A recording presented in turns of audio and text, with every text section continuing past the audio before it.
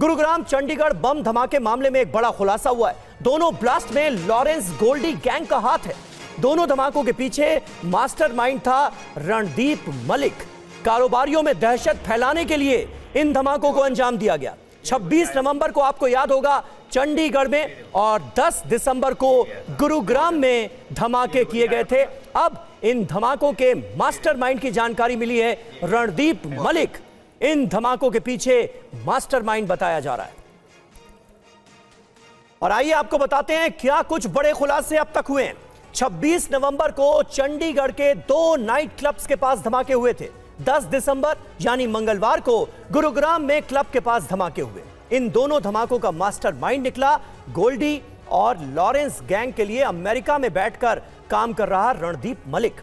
Gurugram case में arrest Sachin ने यह राज उगलाया। क्लब और बार से रंगदारी वसूलने के लिए धमाके से दहशत वाला यह खेल खेला गया। रणदीप मलिक अमेरिका में एक ट्रांसपोर्टर है और वही मास्टरमाइंड बताया जा रहा है इन धमाकों के पीछे। यह जानकारी अब सामने आई है। और अमेरिका में ट्रांसपोर्टर रणदीप मलिक 9 साल से वहां रह रहा है। 9 साल से अमेरिका में। और जैसा कि हम आपको बता रहे हैं कि वो गोल्डी और लॉरेंस गैंग के लिए काम करता है। रणदीप मलिक ने बाबा सिद्दीकी, नादिर शाह हत्याकांड में भी शूटर्स को हथियार मुहैया कराने में मदद की थी। आपको बता दें कि 10 नवंबर को गुरुग्राम के सेक्टर 29 में नाइट क्लब के बाहर ब्लास्ट हुआ था, जिसमें मेरठ के रहने वाले सचिन को पुलिस ने गिरफ्तार किया था। उसके पास से 2 जिंदा देसी बम भी बरामद हुए थे। साथ ही एक पिस्टल और 5 कारतूस भी बरामद किए गए थे। इसके अलावा चंडीगढ़ के सेक्टर 26 धमाके मामले में एसटीएफ और पुलिस ने ज्वाइंट ऑपरेशन चलाया और मुठभेड़ में 2 आरोपियों को पकड़ भी लिया है। तो ये इस मामले में अब तक कार्रवाई हुई है। लेकिन इस बीच एक और बड़ी खबर आपको दे दें। गोल्डी गैंग की तरफ से फिर धमाके की धमकी दी गई है। गोल्डी गैंग के गुर्गे का पोस्ट आया है कि अभी जो कुछ हुआ है वो तो सिर्फ डेमो था। गोल्डी गैंग के गुर्गे ने लिखा, टैक्स तो देना पड़ेगा, आगे और भी बड़ा धमाका करेंगे। तो देखिए किस तरह से एक्सटॉर्शन का धंधा फलता फूलता नजर आ रहा है और गोल्डी गैंग के बदमाशों के गुंडों के हौसले कितने बुलंद होते जा रहे हैं। और गुरुग्राम में बार के बाहर ब्लास्ट का मामला, धमाके के आरोपियों पर यूएपीए लगाए। गुरुग्राम पुलिस ने अब धमाके के आरोपियों पर यूएपीए लगाया है। तो पुलिस अपनी कार्रवाई कर रही है और पुलिस की तफ्तीश में कई चौंकाने वाली जानकारियां भी सामने आई। जितेंद्र शर्मा हमारे संवाददाता इस वक्त हमारे साथ मौजूद हैं। जितेंद्र, क्या जानकारी और मिल रही है?